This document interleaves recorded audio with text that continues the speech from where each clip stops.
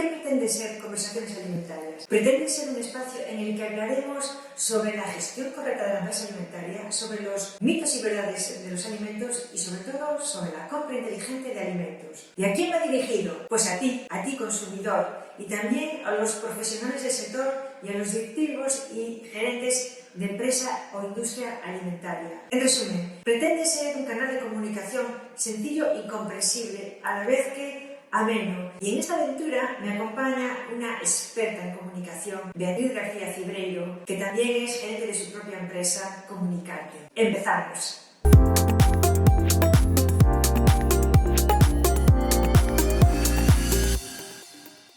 Bienvenidos al séptimo programa de Conversaciones Alimentarias, un programa en el que estamos acompañados por Esther Vázquez Carracedo, que es especialista en la industria y empresa alimentaria y con la que estamos descubriendo poco a poco pues este sector y conociendo un poco cada parte que tiene por ahí, que está un poco escondida y que normalmente no disponemos de esta información. En este séptimo programa tenemos otros 3 temas sobre los que Esther nos contará sus secretillos y empezamos por uno que también está muy de moda últimamente, que es la necesidad que tiene el consumidor de saber el origen de los alimentos en el etiquetado. ¿Es importante saber de dónde proceden los alimentos? Pues dependerá del consumidor. Si para este consumidor es un criterio de compra, será importante. Para quien no sea importante, pues no influirá. Si tu criterio es promover el comercio local o incluso autonómico o incluso nacional, es importante. O si tu criterio es no comprar en un determinado país, bien porque desconfías de sus controles sanitarios, bien porque sabes que ese alimento de ese país puede tener un tipo de contaminante, bien porque en ese país hay prácticas como usar hormonas para el crecimiento, usar transgénicos, pues también es importante. Incluso te diría más, la importancia que le podemos dar a un mismo alimento o ingrediente puede depender del tipo de producto. Y vamos a hacer una pequeña encuesta aquí. Os voy a pedir que me puntuéis del 1 al 10 cuánto pesaría el origen del alimento en 3 productos. Vale, no me lo vais a decir, simplemente pensarlo. Bien, puntuando 1 no te importaría, no influiría en tu compra, y 10 te importaría mucho, ¿vale? Y se va a referir a la leche. Bien, ¿cuánto pesaría saber el origen de la leche para comprarte 1 litro de leche? Que lo vas a utilizar en una confitería o para tomar café con leche. Ya está, ¿no? Ahora, ¿cuánto puntualiza saber el origen de la leche para comprar un queso brie o un queso gouda? Bien, tenéis la puntuación. Y ahora, ¿cuánto pesaría si fueras a comprar un helado italiano en el que la mayor parte del producto es leche? Bien, los resultados pueden ser muy variados. Hay gente que le daría un 10 a todo, con lo cual el criterio del origen pues pesa mucho. Y habrá gente que, según el tipo de producto, le habrá dado una puntuación u otra. Entonces, ¿a qué crees que se debe esa necesidad de saber y de conocer de dónde vienen los alimentos? Pues esa necesidad surge por lo que acabamos de decir, por la importancia que le dé el consumidor, bien por promover un comercio local o por no querer comprar en un determinado país. Y con respecto a esto, sí quería preguntarte si hay cierto engaño, por decirlo de alguna manera, en el envasado de productos. Por ejemplo, estoy pensando en los espárragos, ¿no? Que muchas veces vienen en la lata, en los botes como que son de Navarra, pero luego, si te fijas en el etiquetado, aparece en pequeñito origen Perú o origen China. Y hacer las compras pensando que son de Navarra, porque el etiquetado principal pone que la empresa está en Navarra. ¿Eso es engaño o eso es lícito? Bueno, realmente no es engaño y realmente eso responde a la legislación de etiquetado en la que se debe indicar el país de origen del alimento siempre que su omisión pudiera inducir a horror al consumidor. Y este es el caso del que me explicas. Realmente no te está engañando, lo está indicando. Imagínate lo injusto que sería, que me lo voy a inventar, ¿no? Que hace muchos años, una empresa que lleva 50 años, su marca fuera el Navarro y que hiciera espárragos. Vale, y que ahora, por la globalización, compra espárragos de fuera. Le prohibimos comprar fuera, le prohibimos seguir con su marca. No sería justo, porque él ha estado ahí antes de que llegara esta legislación. Con lo cual no es un engaño, simplemente hay que leer el etiquetado. Debemos saber que ya para muchos productos que están en el mercado hoy, indicar el origen ya es obligatorio. Por ejemplo, en el pescado, en la carne de vacuno, la carne de ovino, aves, porcino, en frutas y hortalizas, ya es obligatorio. ¿Qué pasa? La gente pide más, o sea, hay algunos productos en el que aún no es obligatorio y la gente puede llegar a pedir, quiero saber el origen de cada ingrediente. Bien, eso lo está estudiando la Unión Europea y está yendo poco a poco. Un ejemplo emblemático es el de la leche, por ejemplo. Bien, se estudió en la Unión Europea a ver si de verdad se iba a hacer obligatorio indicar el origen de la leche. Se llegó a la conclusión de que no parecía adecuado, que sigue pesando el precio y el sabor sobre esa indicación. Sin embargo, España quiso adelantarse y desde el año pasado sacó un Real Decreto por el que toda la leche y los productos lácteos que se comercialicen en España deben de llevar el origen. Pero ojo, no es a nivel europeo.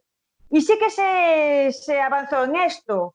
Este año, con el tema del coronavirus, no lo se ha pronunciado tanto, pero el 1 de abril de este año es obligatorio indicar el origen del ingrediente principal de un alimento, siempre que suponga más del 50% de ese alimento. O sea, se está avanzando, pero todo a veces es inviable. Menuda masterclass nos acabas de dar sobre etiquetado de los alimentos. Creo que con esta parte pues damos por finalizado este primer apartado y pasamos al segundo, que es que además nos toca hablar de un tema muy, muy interesante y que normalmente las empresas pues intentan evitarlo, que es la gestión de crisis. Estas semanas, por motivos del COVID-19, pues hemos visto como una gran mayoría de las empresas no sabían actuar o no tenían planes de acción previstos o directamente entraron en pánico y se paralizaron. Entonces, sí me gustaría saber, según tu experiencia, qué pasos tiene que seguir una empresa alimentaria pues, ante un imprevisto o una situación de crisis. Lo primero, no entrar en pánico. Pararse a pensar y ser ágil tomando decisiones. Y tú dirás, pero parece contradictorio, párate a pensar y ser ágil. No, el secreto está en tener personas que conozcan ese área sobre la que está habiendo ese problema, tener fuentes válidas y eso te permite tomar decisiones ágiles sin esperar a que otros las tomen por ti. Un caso emblemático es el de Corea. Es el que más le cogió como imprevisto, fue una sorpresa. No esperó a que organismos internacionales tomaran decisiones, actuó rápidamente en base a sus conocimientos. ¿Y cómo te preparas para hacer así algo que no conoces? O sea, un plan que no tienes hecho, ¿cómo te preparas? Vamos a ver, lo mejor es que te pille preparado. Esto significa, claro, tener una filosofía preventiva en vez de tener una filosofía reactiva.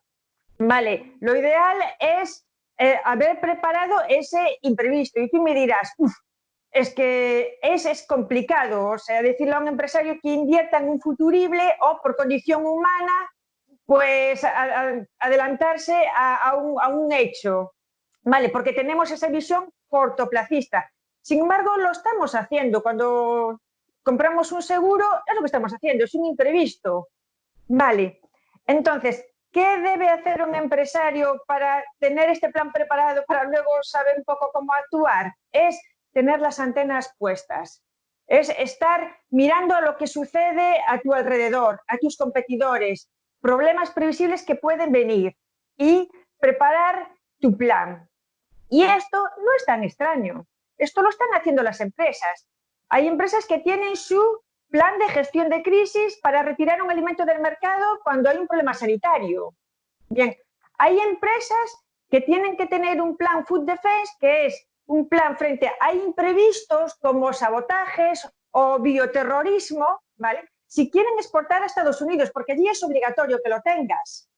Entonces, no es tan extraño, pero dependerá un poco de la filosofía que tenga ese empresario. Estupendo. Esther, si te parece, para ir finalizando el programa de hoy, entramos en el tercer bloque, que es la trazabilidad de los alimentos. ¿Para qué sirve? ¿Para qué sirve esa trazabilidad? Pues vamos a ver, la trazabilidad es una palabra que yo estoy notando últimamente que se hace un abuso y un uso desmesurado de ella. Incluso encuentras empresas que dicen que la trazabilidad asegura la calidad de sus alimentos o que su sistema de seguridad alimentaria está basado en la trazabilidad, nada más lejos de la realidad. ¿Y para qué sirve? Te lo voy a contar con una historia, la de Pulgarcito. Pulgarcito era el menor de 7 hermanos. Sus padres eran muy pobres y no podían alimentarlos. Entonces una noche decidieron que los iban a abandonar en el bosque. Pulgarcito escuchó esta conversación, entonces al día siguiente se preparó y dijo, bueno, cuando vayamos hacia el bosque voy a ir dejando piedritas blancas en el camino para luego poder volver a casa de nuestros padres. Entonces, ese sistema de Pulgarcito de dejar piedritas por donde iban pasando, ¿vale? Es un sistema de trazabilidad. O sea, que sirve un poco para volver al origen, ¿no? Sí y no sirve solo para eso, porque cualquier persona que se encontrara a mitad del camino podría volver al origen o podría volver a donde están los niños. Y también te sirve para saber por dónde han pasado esos niños y qué inclemencias o con qué situaciones se han encontrado. Y, por ejemplo, en líneas de superproducción, ¿es posible conocer exactamente dónde está cada producto una vez que sale de la fábrica o del almacén? Antes de contestarte a esto, permíteme hacer una premisa. Y no siempre te permite llegar al origen, porque si lo haces mal, no vas a llegar. Imagínate que Pulgarcito, en vez de poner piedras blancas, hubiera ido dejando miguitas de pan. Vale, hay un problema, porque las miguitas de pan se las pueden comer los pájaros.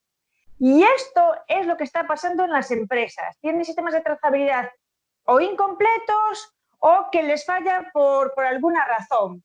Y otra cosa, la trazabilidad no asegura la seguridad alimentaria. De hecho, cuando hay una retirada de producto y usas la trazabilidad para eso, es porque ya ha habido un problema de seguridad alimentaria. A poco que pensemos, no tiene a veces nada que ver una cosa con la otra. Y sobre lo que tú me preguntas, claro que se puede asegurar la trazabilidad en líneas de superproducción, pero hay que pensarla bien. Y porque sea una línea de superproducción no tienes por qué irte a los sistemas más complejos. Mira, te voy a contar una anécdota. Hace unos programas hablábamos del blockchain que se está utilizando mucho para la trazabilidad. Bueno, contactó conmigo una persona que iba a hacer un pequeño negocio, pero basado en la trazabilidad de los productos. Bien, y me consultó cuáles eran todos los requisitos que tenían que cumplir. Y dejamos la trazabilidad porque eso ya lo tenía más arreglado. Y al final cuando le dije, bueno, en la trazabilidad ya no entramos porque ya lo tienes muy atado. Sí, estoy ahí con los informáticos, con blockchain. Y yo le empecé a hablar un poco de qué era la trazabilidad y que a lo mejor se había complicado demasiado la vida. Bueno, pues al final tenía problemas con los informáticos, llevaba meses con ellos, le iban a cobrar 8.000 euros y no hacía falta. Y al final le va a salir por 10 veces menos.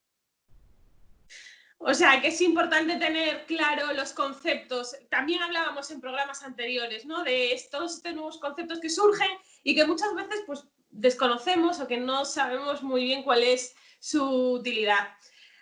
Pues creo que con este tema ponemos punto y final a este séptimo programa de conversaciones alimentarias y os invitamos al siguiente programa. Esperemos que estéis ahí pues, la próxima semana. Muchísimas gracias.